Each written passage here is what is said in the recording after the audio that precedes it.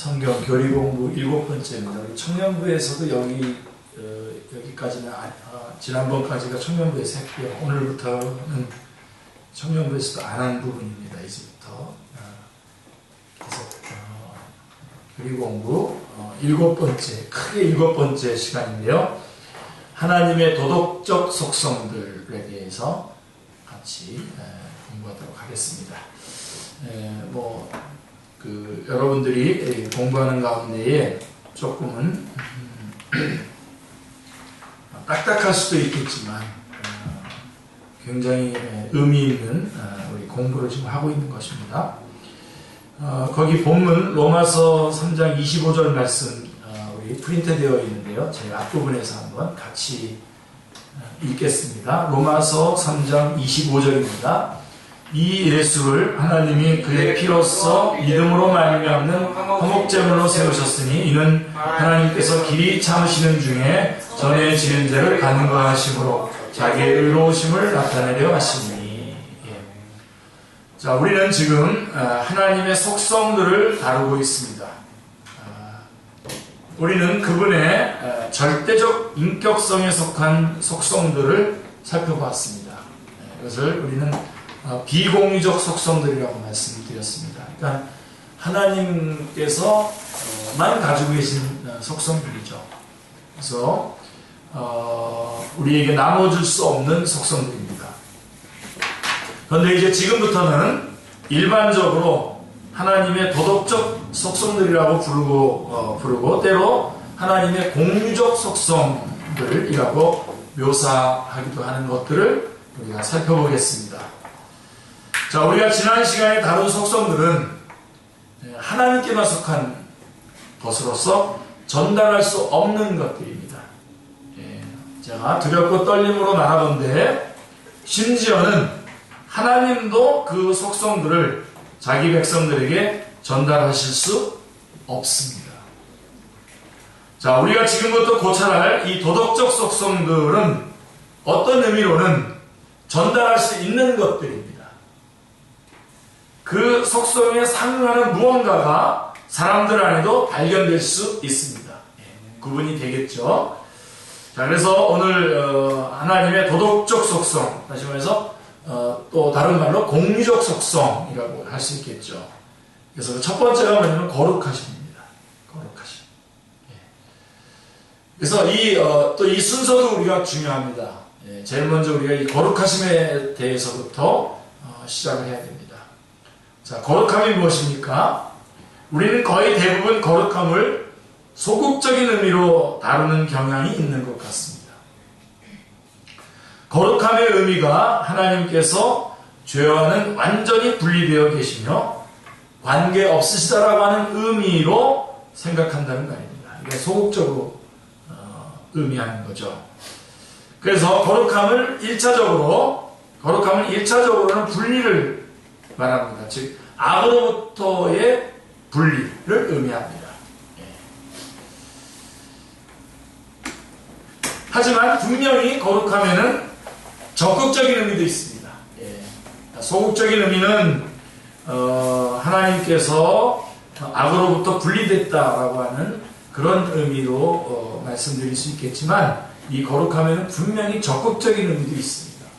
우리 오늘 이거를 살펴보는 것으로서 다시 한번 거룩함의 의미를 더욱더 좀 저희가 한층 강화시키는 것입니다. 그래서 본질적이고 완벽한 순결. 하나님은 아주 본질적이고 완벽한 순결입니다. 성경에서는 어디서나 하나님은 거룩하시다고 가르치고 있으며 이런 거룩함이 부분적으로는 하나님이 죄를 미워하시고 죄와 죄인과 모든 악한 것으로부터 떨어져 계심을 통해서 표현됩니다. 우리 성영지 집사님도 하나.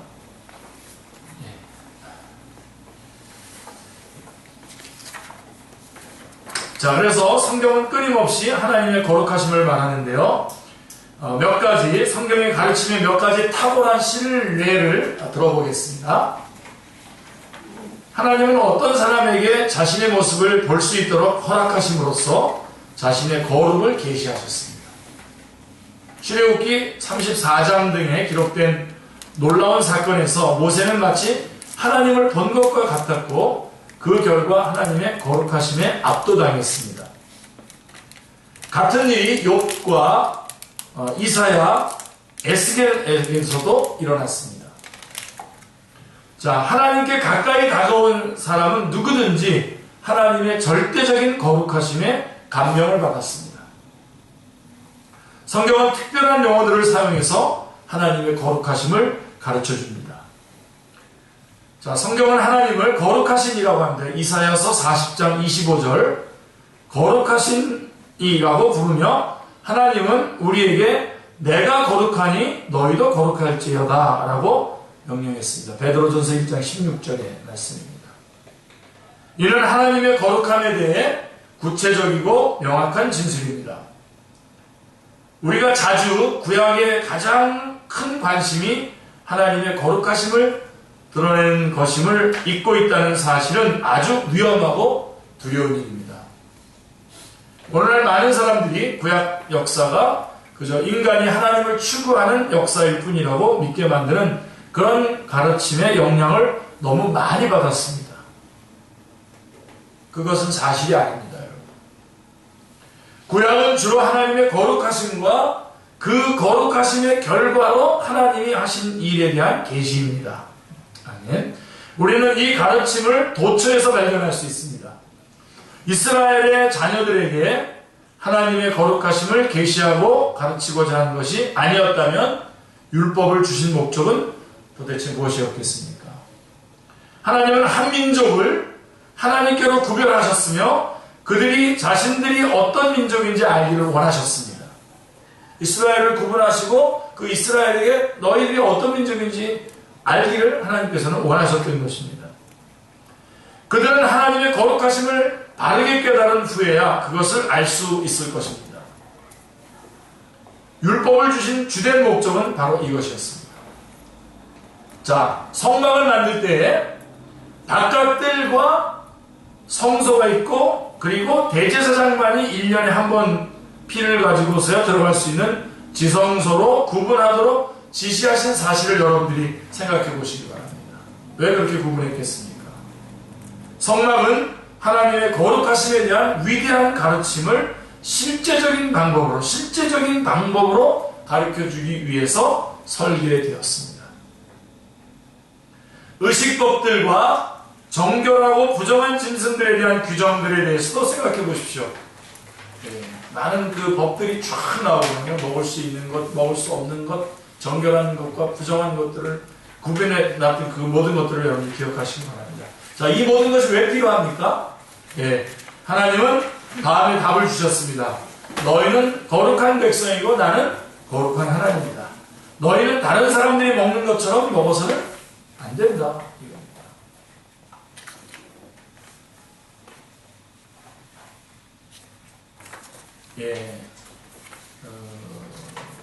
우리는 그리스도인이고 하나님께서 거룩하게 구별한 사람들이기 때문에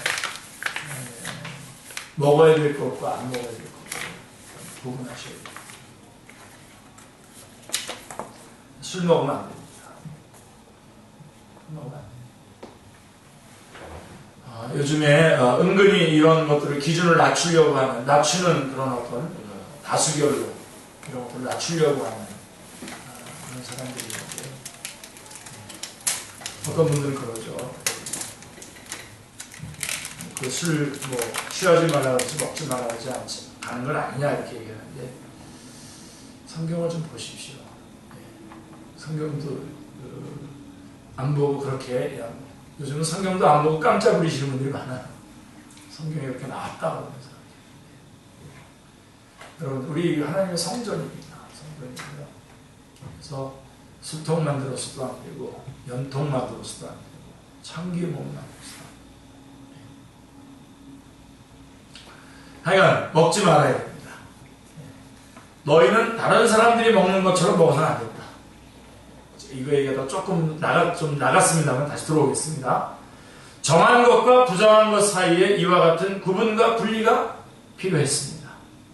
이 많은 규칙과 규정은 모두 하나님의 거룩하심에 대한 가르침의 일부였던 것입니다. 자, 선지자들도 언제나 하나님의 거룩하심에 대해서 가르쳤습니다. 이것은 그들의 큰 의무이며 메시지였습니다.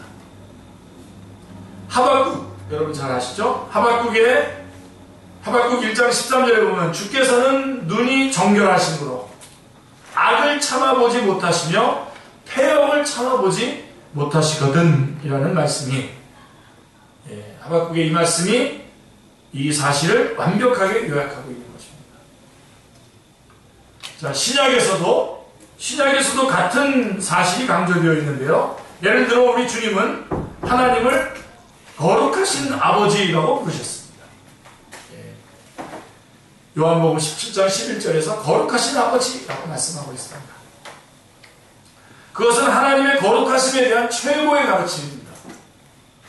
하나님과 동등하시며 영원하신 하나님의 품속에서 나오신 주님도 하나님을 거룩하신 아버지라고 부르셨습니다. 또한 요한일서에는 하나님의 거룩하심에 대한 설명이 나오는데요. 요한일서 1장 15절 같이요. 하나님은 빛이시라 그에게는 어둠이 조금도 없으시다는 것입니다. 예. 우리 하나님 빛이시고요. 그에게는 어둠이 조금도 없다는 것입니다. 성경은 이런 가르침들로 가득 차 있습니다. 성경은 성부 하나님을 이스라엘의 거룩한 주라고 부릅니다. 시편 71편 22절에 말씀하고 있습니다. 주 예수 그리스도께서는, 주님께서는 거룩한 종 예수 그리고 거룩한 이라고 불리우셨습니다. 또한 우리는 성령님에 대해서 말합니다. 그러므로 영광스러운 거룩한 영이라고 성령님에 대해서 말합니다. 그러므로 영광스러운 삼위일체의 세 위격은 언제나 거룩이라고 하는 용어로 언급되고 묘사됩니다. 하지만 성경의 어느 부분이 하나님의 거룩하심을 가장 강력하게 가르치고 있습니까? 자, 여러분들이 프린트 보지 말고 한번 보십시오. 여러분들이 한번 답을 한번 내려주십시오. 하나님의 거룩하심이 가장 확실하게 극명하게 나타나는 것이 아닙니까? 십자가입니다. 갈보리로 가야 합니다. 거기에 보면 예수 그리스도를 십자가에 못 박으시는 하나님의 그 거룩하신 모습을 보게 되는 것입니다. 하나님은 매우 거룩하시기 때문에, 그것도 완벽하게 거룩하시기 때문에 갈보리에서의 끔찍한 죽음이 없이는 우리를 용서하실 수 없었습니다. 아멘. 자, 여러분들이 교육 공부하시면서 바로 이런 부분들을 찾아내서 여러분들이 메시지화 할 수 있어야 됩니다. 여러분들 다 가리키는 입장에 서 있는데요. 십자가는 하나님의 거룩하심에 대한 가장 숭고한 선포이며 계시입니다. 자, 그러면 하나님의 거룩하심은 하나님께 어떻게 나가야 하는지를 가르쳐주는 거죠, 또. 그렇죠? 거룩하신 하나님께 우리가 어떻게 나가야 할 것인가를 가르쳐주는 것이 하나님의 거룩하심입니다. 성경이 하나님의 거룩하심을 계시하는 목적은 분명 우리가 어떻게 하나님께 나아갈 수 있는지를 가르치는 것이라는 사실을 기억해야 합니다. 이것은 단순히 우리의 이성으로 이해하라고 주어진 이론적 지식이 아닙니다. 이 계시의 목적은 매우 실제적입니다. 실제적으로 우리가 어떻게 하나님 앞에 나갈 것인가를 말해주는 것입니다. 히브리서 저자의 말을 빌린다면 12장 28절에서 히브리서 12장 28절에서 경건함과 두려움으로 하나님께 나아가야 합니다. 우리는 하나님께 경건함과 두려움으로 나아가야 합니다. 자, 우리가 어디에 있든 하나님께는 언제나 이런 자세로 접근해야 됩니다. 아멘. 하나님의 거룩하심을 우리가 항상 인식하고 우리가 하나님 앞에 나아갈 때는 항상 경건함과 두려움으로 나아가야 됩니다. 어디에 있든지 어느 상황에서든지 우리는 항상 하나님께 이런 자세를 가지고 접근해야 됩니다. 자, 혼자 방에 있을 때, 혹은 가족과 기도하기 위해 모였을 때, 혹은 공예배를 드리고 있을 때, 지금도요, 그죠? 하나님은 언제나 하나님이십니다. 아멘. 그분에게는 언제나 경건함과 두려움으로 나가야 합니다. 이게 예배입니다. 성경에는 친애하는 하나님이라고 하는 말이 없습니다. 그런 표현이 없습니다. Dear God 이런 표현이 없다는 것을 제가 오늘 또다시 강조합니다. 자, 이에 대한 예는 많이 있습니다. 자, 출애굽기 3장에서 불타는 떨기나무의 모세를 생각해 보십시오. 그리고 사무엘하 6장에 나오는 하나님의 궤를 수레에 싣고 가다가 궤에다가 손을 대서 붙잡으려고 했던 웃사의 무시무시한 사례도 있습니다. 이 사건은 우리가 어떻게 하나님께 나아가고 그분을 예배해야 하는지를 보여주는 무서운 선언입니다. 다시 한번 여러분 정말 우리가 하나님 앞에 나왔을 때 진지하게 정말 항상 이 두렵고 떨림으로 경건함으로 주님 앞에 나가는 것을 여러분들이 다시 한번 이 허리띠를 동여매듯이 다시 한번 정리를 하시고 출발하시는 것이 좋습니다.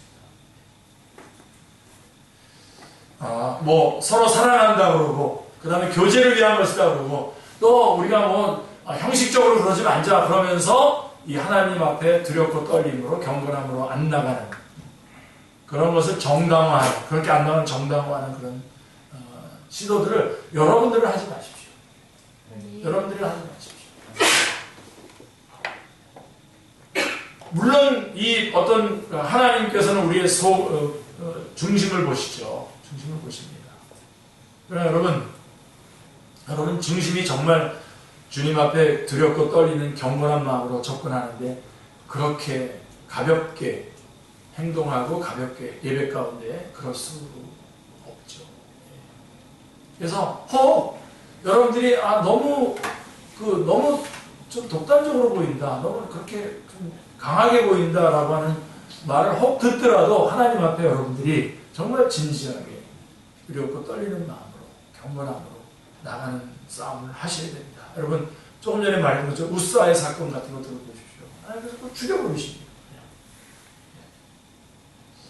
그냥 좀 이렇게 야단만 치시면 안 되겠습니까? 그렇지 않으셨습니다. 자, 율법이 주어질 때에 산이 불타고 아무도 거기 접근하도록 허락되지 않았다는 기사를 여러분들이 읽어보실 수 있겠죠. 출애굽기 19장 16절부터 25절에 나와 있습니다. 이것이 하나님의 거룩하심입니다.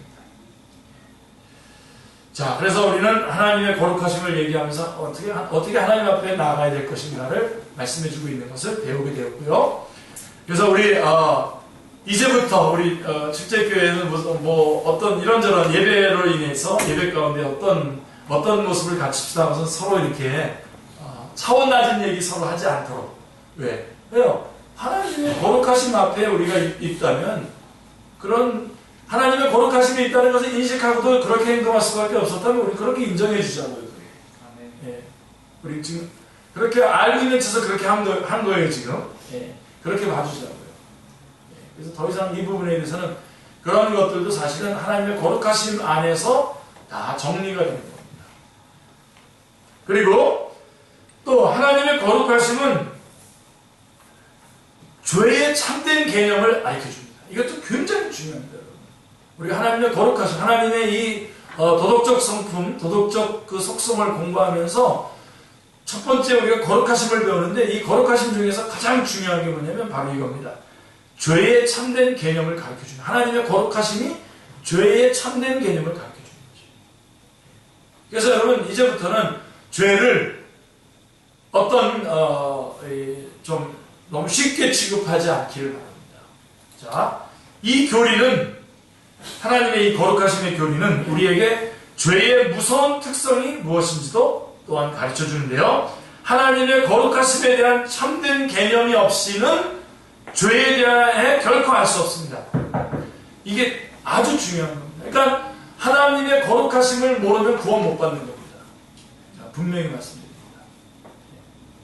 하나님이 어떻게 하나님의 거룩하심을 모른다면 모른 채 나는 구원받았다라고 말하는 것은 있을 수가 없습니다. 요즘에 지금 오늘날의 우리의 현실이 뭡니까? 바로 하나님은 사랑이시다 그러는 것은 그냥 도매금으로 그냥 하나님이 나 같은 우리 이렇게 살았어도 그냥 이렇게 쑥 구원해 주시지. 그래서 구원받고 그 다음에 옛날 삶 그대로 또 사는 거예요. 네, 뭐 한경할 거 다 하고 싶은지 다 하고. 네. 그래가지고 사실은 진짜 이름만 그리스도인들이 얼마나 많습니까? 근데 여러분 우리가 죄를 깨달아 알고 죄의 문제 때문에 우리가 죄인이라는 것을 몸서리치면서 깨닫게 되면서 그리스도에게로 가게 될 텐데 그 죄를 죄로 깨닫는 것이 어디에서부터 오는 거냐? 하나님의 거룩하심을 인식할 때에 알 수 있는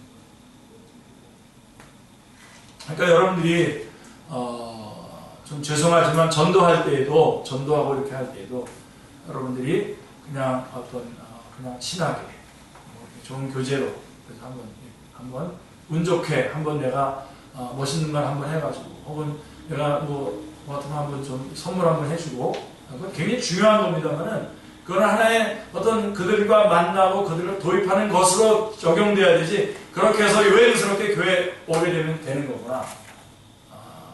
그건 맞고 그런 거구나 이렇게 가볍게 취급하지 않기를 바랍니다.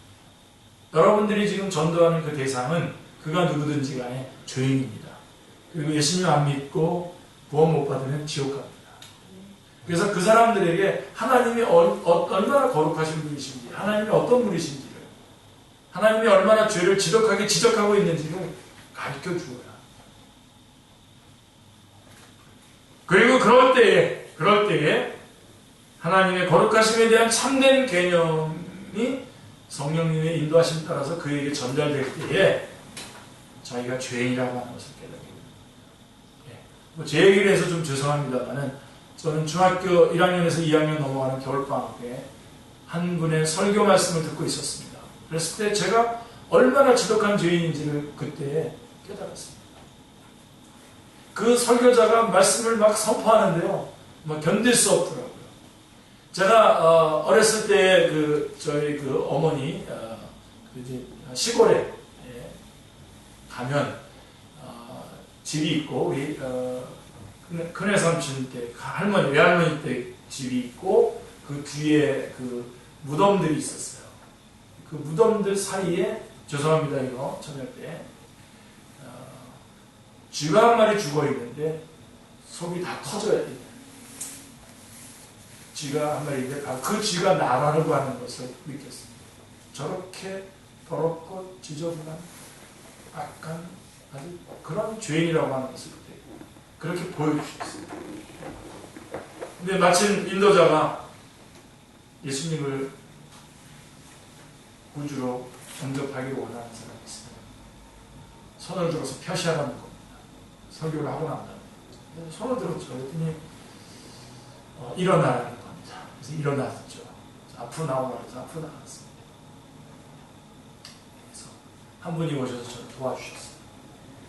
그때 예수님이 저는 이 죄의 결과로 내가 어떻게 될 거라고 하는 하나님의 말씀을 들었고 이 죄의 문제를 해결해 주신 유일한 분은 예수 그리스도라고 하는 것을 알게 된 것이죠.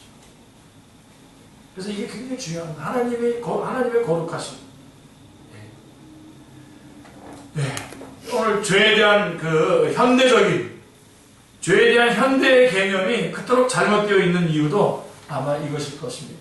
우리는 하나님에 대한 교리 그리고 하나님의 거룩하심에 대한 하나님의 거룩하심에 대해서 충분히 시간을 내어서 살펴보지 않았습니다.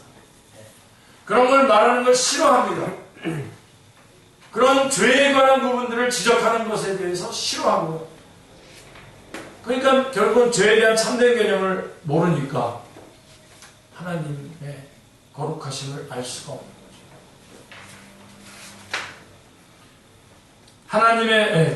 제가 잘못 말해서 하나님의 거룩하심에 대한 참된 개념이 없으니까 죄를 깨달을 수가 없는 거죠. 죄에 대해서 알 수가 없는 거죠.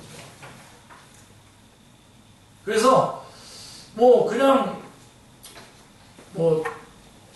좋은 일 나한테 안 생기는 거 그냥 괜찮아. 예수님 믿으면 좀 땀들보다 더 좋은 일들이 좀 생기는 것 같은데 나 그런 거 안 새겨도 돼. 그래가지고 대충 그래서 예수 믿으면 복 받는, 우리가 전도할 때도 보면 예수 믿으면 복 받는다고 전도하는데 그게 아니에요. 예수님 믿으면요 구원받는 겁니다. 예수 믿으면 구원을, 죄와 사망과 심판과 지옥의 길을 가는 것에서 구원을 받는 거지 괜찮은데 예수 믿으면 복 받는 게 아니라고요. 예수 믿어서 구원받은 거, 그게 복이죠. 예수 믿어서 구원받은 게 복이죠. 그래서 우리 전도할 때도 보면 이 패턴을, 이 출발 지점을 잘 놓고 출발해요. 그렇지 않으면 다 실패합니다. 하나의 전도를 하나의 어떤 뭐 행사로 이렇게 하는 경우에는 대부분 이런 경우예요.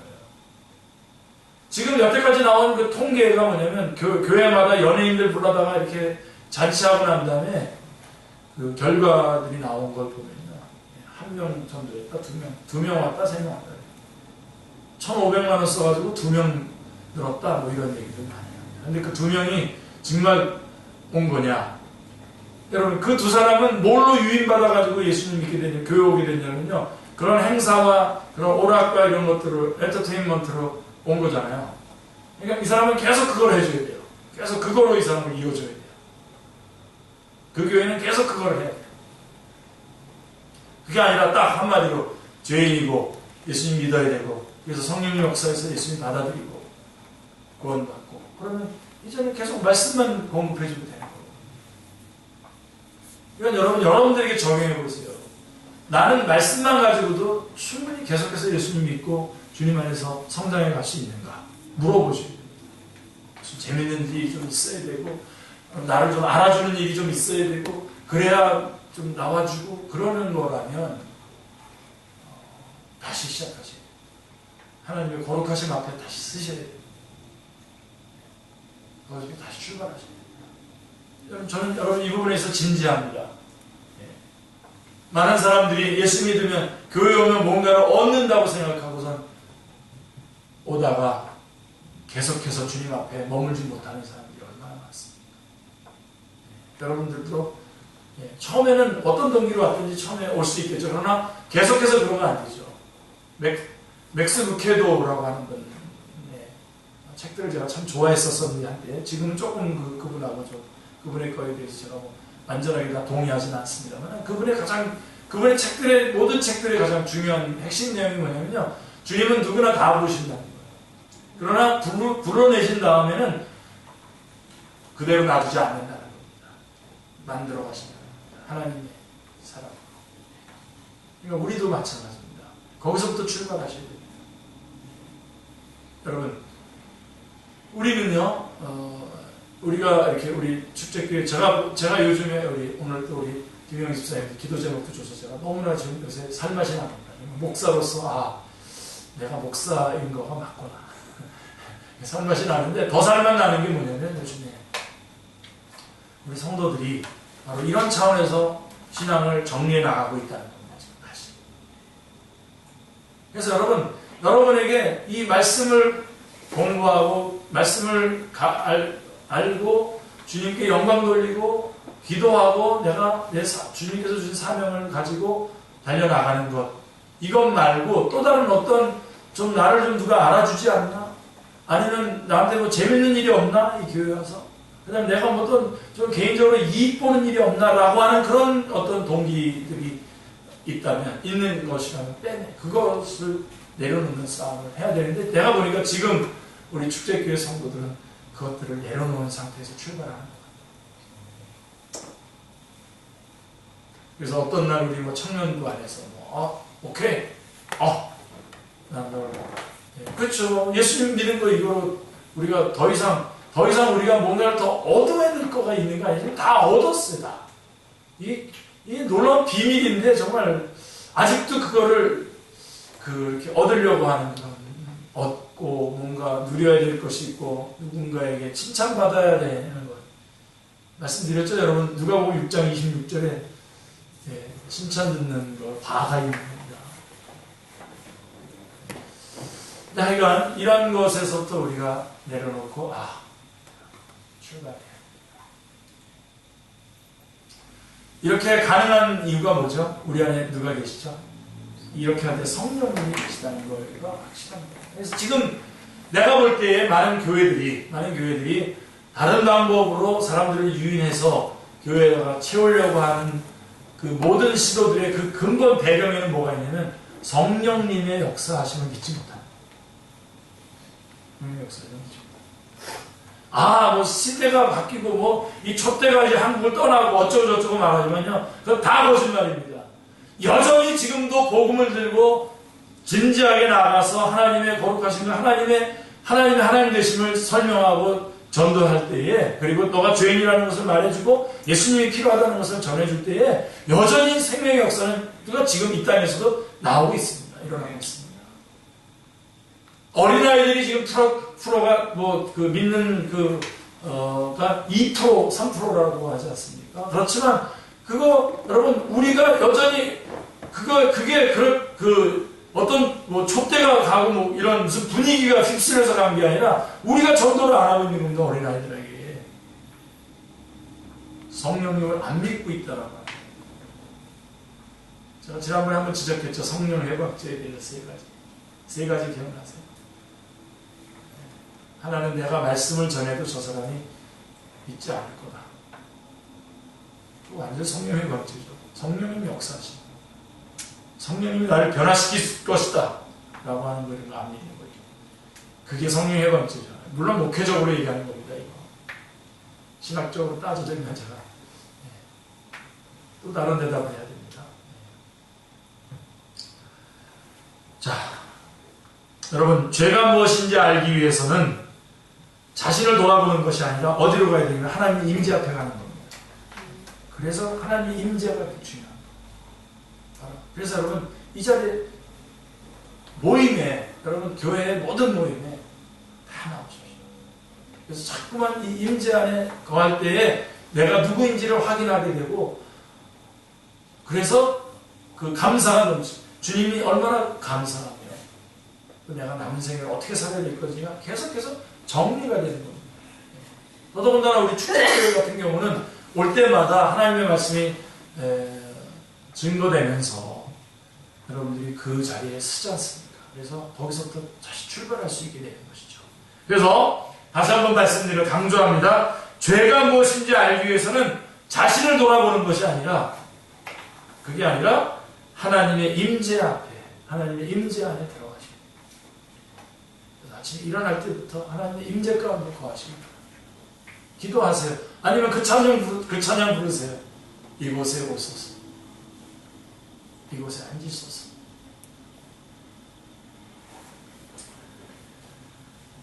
자, 사람들은 때로 이렇게 말합니다. 자, 그렇더라도 설마 우리 모두가 스스로를 비참한 죄인이라고 느끼라고 기대하는 것은 아니겠죠?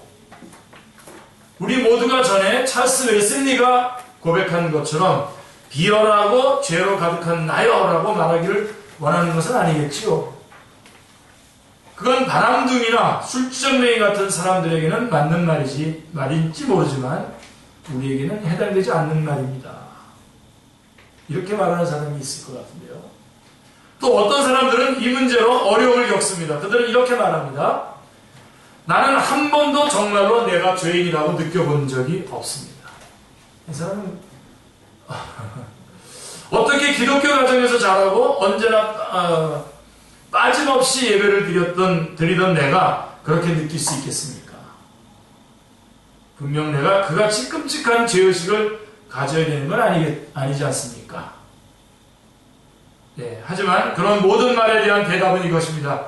우리가 정말로 하나님의 임재 안에 들어가 그의 거룩하심에 대한 개념을 조금이라도 갖게 된다면 우리는 즉시 자신이 비열하고 끔찍한 죄인이라는 사실을 알게 될 것입니다. 아멘. 예. 우리는 사도 바울처럼 우리 안에 선한 것은 아무것도 없다고 말하게 될 것입니다. 로마서 7장 18절에서 말씀하고 있습니다. 우리 자신의 죄성을 인식하는 방법은 우리의 행실이나 삶을 관찰하는 것이 아니라 하나님의 임재 안에 들어오는 것입니다. 자, 그 다음에 그러면 또 하나, 하나님의 거룩하심은 또 하나 우리에게 뭘 보여주냐면 속죄의 필요성을 보여줍니다. 속죄의 필요성. 하나님의 거룩하심은 우리에게 속죄의 절대적인 필요성. 예. 내가 정말 구속받아야 돼요. 정말 구원받아야 되겠구나 하라고 하는 그런 필요성을 보여주는 것입니다. 이것은 십자가를 하나님의 거룩하심의 표현이라고 말하는 것을 뒤집어 표현한 것입니다. 그렇습니다.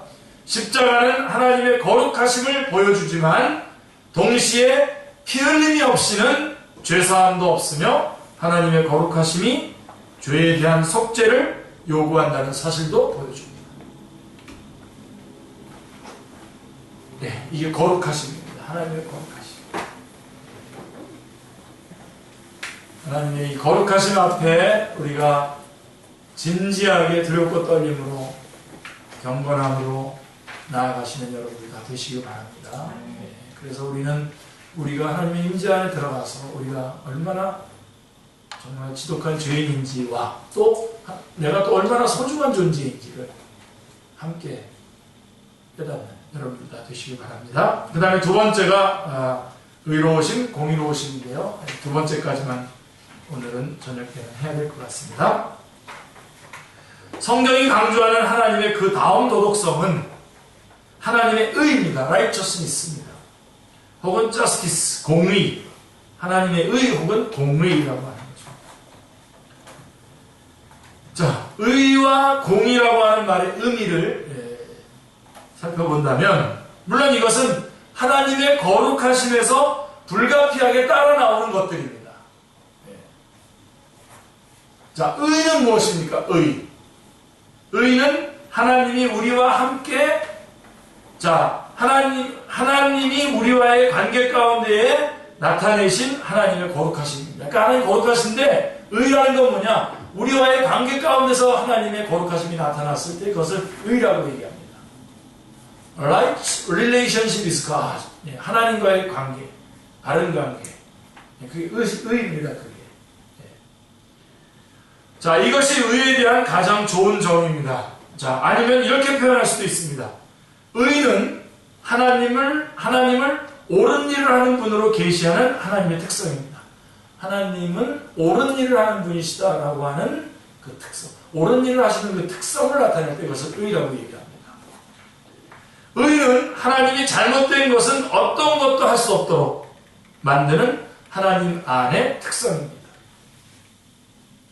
자, 의와 공의는 하나님의 거룩하심을 실행하는 것이며 세상을 통치하는 가운데에 하나님의 거룩하심을 표현하는 것입니다.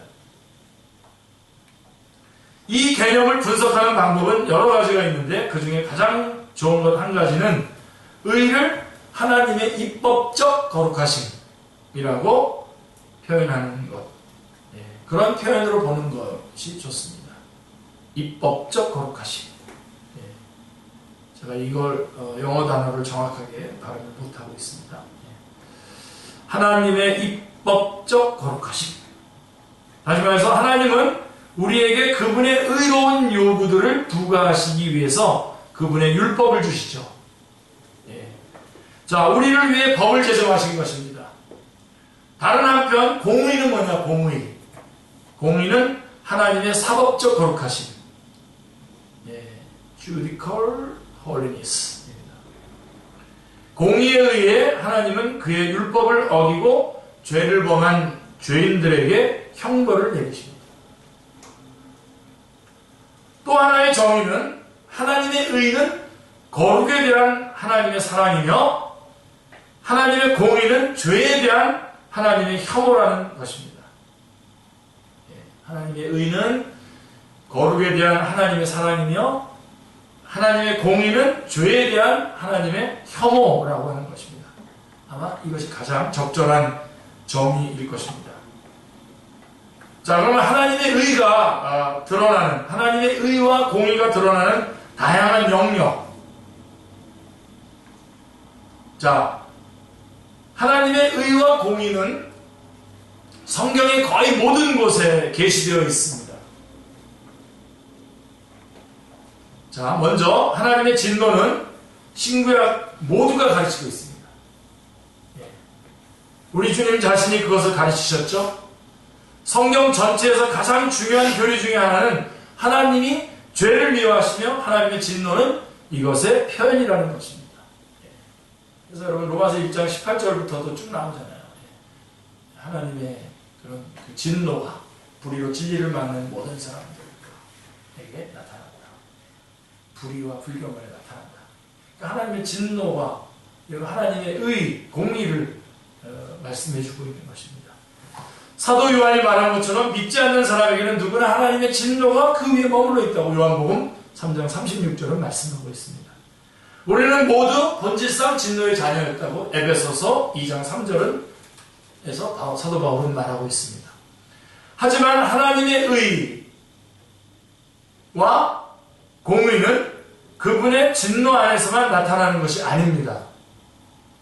자, 두 번째로 하나님은 우리의 죄를 용서하실 때에도 의와 공의를 드러내십니다. 자, 요한일서 1장 9절에 만일 우리가 우리 죄를 자백하면 그는 미쁘시고 의로워서 우리 죄를 사하시며 우리를 모든 불의에서 깨끗하게 하실 것이요.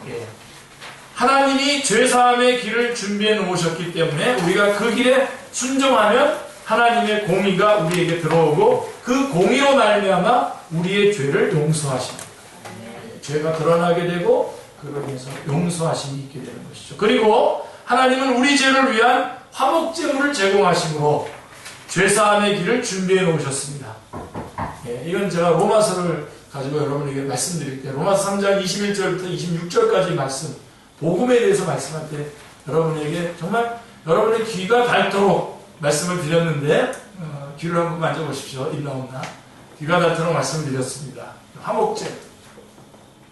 사실 우리의 구원보다도 더 중요한 게 뭐죠? 하나님의 의로우심, 하나님의 영광, 하나님 되심이 우리의 구원보다도 더 중요한 것입니다. 그래서 먼저 하나님의 의도 드러내시며 그를 믿는 자를 의롭다고 하게 하십니다. 그게 로마서 3장 25절, 26절의 말씀이거든요. 자, 그래서 그게 화목제로 갑자기 그 이야기를 하나님의 진노와 관련해서 화목제물이라고 하는 용어를, 화목제물이라고 하는 단어를 사용하면서 설명을 합니다. 로마서 3장 25절에 보면, 자, 로마서 3장 25절 같이 한번 읽어볼까요? 이 예수를 하나님이 그의 피로써 믿음으로 말미암는 화목제물로 세우셨으니 이는 하나님께서 길이 참으시는 중에 전에 지은 죄를 간과하심으로 자기의 의로우심을 나타내려 하시니. 자, 요구되는 제사와 제물을 제공한 것은, 화목제물을 제공한 것은 바로 하나님의 사랑, 하나님의 자비입니다. 그리고 국률과 결합한 하나님의 공의인 것입니다. 굉장히 어려운 듯 하지만 여러분 딱 뒤집어서 딱 맞춰보니까 딱 맞죠. 그래서 하나님의 진노로 나타나기만 하는 것이 아니라 하나님의 사랑을 나타내는 가운데서도 이 하나님의 의와 공의는 드러나고 있다라고 하는 것이고, 세 번째로 하나님이 자신의 공의와 의를 나타내시는 또 한 가지의 방법은 하나님은 언제나 자신의 말씀을 지키신다는 사실을 보여주는 것입니다. 하나님은 하나님의 말씀을 지키셔요. 그것으로서 하나님의 의와 공의를 드러내고 계시는 것입니다. 그분은 약속하시면 언제나 이루십니다. 아멘. 네. 하나님은 언제나 자신이 자기 백성을 보호하는 분임을 보여주십니다. 그것이 바로 선지자 하박국의 전체 메시지입니다. 우리는 그의 고민을 기억하고 있습니다. 알죠? 그의 고민이 뭡니까? 하박국은 이렇게 자문했어요. 어떻게 하나님은 자신의 백성이 이런 식으로 고난을 받도록 하고 저 이교도들, 갈대아 사람들, 저 죄악에 가득 찬 갈대아 사람들이 그들을 벌하고 멸하도록 하실 수가 있습니까? 이게 하박국의 고민이었습니다. 그래서 하나님 앞에 호소한 겁니다. 하나님이 어떻게 이런 일을 하실 수 있단 말입니까? 자, 그 질문에 대한 하박국의 대답, 이것입니다. 그는 말합니다. 그저 눈앞에 닥친 현재만을 보지 말라. 멀리 내다보면 하나님이 자신의 의와 공의를 보여주실 것임을 알게 될 것이다. 이스라엘의 자녀들은 현재 벌을 받아야 마땅하며 하나님은 잠시 동안 갈대아인들을 사용하고 계신 것이다. 때가 되면 그들은 패하여 멸망할 것이다. 자, 멀리 내다보면 하나님이 절대로 공의로우시다는 사실을 알게 될 것이다. 멀리 보셔야 됩니다. 지금 여러분들이 애매한 어떤 것들을 당할 수도 있습니다. 그러나 멀리 보십시오. 하나님은 그 약속하신 말씀을 다 지켜내실 것입니다. 마지막으로 네 번째로 하나님은 또한 의로운 자들에게 상을 주십니다. 이것도 하나님의 의와 공의를 드러내는 것인데요. 디모데후서 4장 8절에서 사도 바울이 그의 생의 마지막에 일을 하는 말을 들어보십시오. 같이 한번 읽어볼까요? 이제후로는 나를 위하여 의의 멸류관이 예비되었으므로 주 곧 의로우신 재판장이 그날에 내게 주실 것이며 내게만 아니라 주의 나타나심을 사모하는 모든 자에게도니라 라고 말씀하고 있습니다. 사도 바울은 자신이 그 사실에 대해 염려하지 않노라고 말합니다. 하나님은 의로우신 재판장이시며 약속하신 면류관을 반드시 주실 것입니다. 이제후로는 이 놀라운 은혜가 예수 그리스도 안에서 주어졌고 하나님은 십자가에서 이 일을 하고 계시는 것입니다. 그리고 다섯 번째로 그 다음에 우리는 로마서 3장 25절에서 하나님이 자신의 의로움과 절대적인 공의를 나타내신다는 사실을 보게 됩니다. 하나님은 자신이 회개하는 죄인들을 용서하시는 것이 정당함을 보여주고 계십니다. 제가 아주 말씀드렸던 거죠. 그러니까 여러분 우리가 구원받은 것은요, 몰래 아니면은 어떤 대가가 지불되지 않았는데 정당하지 않게 구원받은 게 아니란 말입니다. 아주 당당하게 모든 대가가 다 지불되고 당당하게 구원받은 겁니다. 정당하게 구원받은 겁니다. 별로 감격이 없으시군요. 도저히 받을 수 없는데 뭐 어떤 거짓말을 해가지고 아니면 눈속임을 해서 슬그머니 구원받는 쪽으로 들어와서 불안한 상태로 있는 그런 존재가 아니란 말이에요. 하나님께서는 당당하게 정당하게 당신의 아들 예수 그리스도를 화목제물로 드리셔서 우리를 구원해 주셨기 때문에 우리는 정당하다는 것입니다. 하나님은 자신이 회개하는 죄인들을 용서하시는 것이 정당함을 보여주고 계십니다. 이것은 대단히 위대한 숭고한 개념입니다. 너무 감사한 겁니다. 우리의 구원은 정말 정당하게 당당하게 받은 구원입니다. 예수 그리스도께서 그 대가를 화목제물로 대가를 지불하셨기 때문입니다. 그래서 하나님의 의도 명예롭게 하나님의 의도 드러났고 하나님의 그 명예로운 그 의 안에서 우리가 구원을 받는 겁니다. 자, 이 말의 의미는 결국 다음과 같습니다. 하나님은 죄인을 구원하실 때에 단순히 죄를 사해 주셨을 뿐만 아니라 그 이상의 일을 하셨다라고 하는 것입니다. 하나님은 죄인들을 의롭다고 선포하시고 그들을 의롭게 만드신 것입니다. 이것은 대단히 중요한 진리입니다. 하나님의 의와 하나님의 공의의 문제를 분명히 이해하지 않으면 하나님이 우리에게 행하시는 것이 죄를 사해주는 것뿐이라고 생각할 수도 있습니다.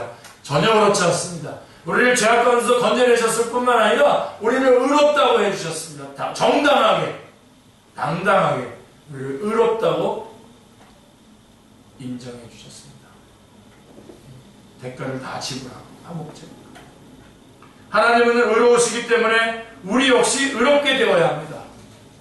하나님은 우리가 법적인 의미 혹은 법정적 의미에서 의롭다고 선포하십니다. 이것이 이신칭입니다. 그 유명한 이신칭입니다. 칭의를 이루어주신 겁니다. 그분의 의를 우리에게 덮어주신 겁니다. 이 일은 우리가 궁극적으로 점도 없고 흠도 없이 책망할 것이 없게 되고 심지어 그분 자신처럼 의롭고 거룩하게 될 때까지 계속될 것입니다. 아멘. 오늘 우리가 두 가지만 살펴봤습니다. 네 가지 중에 하나님의 선하심과 사랑에 대한 부분과 그 다음에 하나님, 네 번째로 우리가 살펴봐야 될 것이 있는데요. 갑자기 생각이 안 납니다. 하나님의 신실하심. 그 두 가지는 아마 우리가 괜찮다면 주일 오후 때 이어서 하든지 아니면 다음 주 수요일 하든지 제가 그거는 그 다음에 이어서 하겠어요. 일단 오늘 우리 하나님의 거룩하심과 하나님의 의와 공의에 대한 부분까지 우리가 배웠습니다. 이것은 하나님의 도덕적 속성이고 이것은 우리와 공유할 수 있는 우리 안에서도 발견될 수 있는 그러한 속성입니다. 아무쪼록 이 하나님의 거룩하심 앞에 그래서 그 하나님의 거룩하심이 우리와 관계돼서 드러날 때의 그 의를 통해서 우리가 하나님 앞에 나아갈 때 두렵고 떨림으로 경건함으로 나아가시는 여러분 다 되시기 바랍니다. 이 시간 우리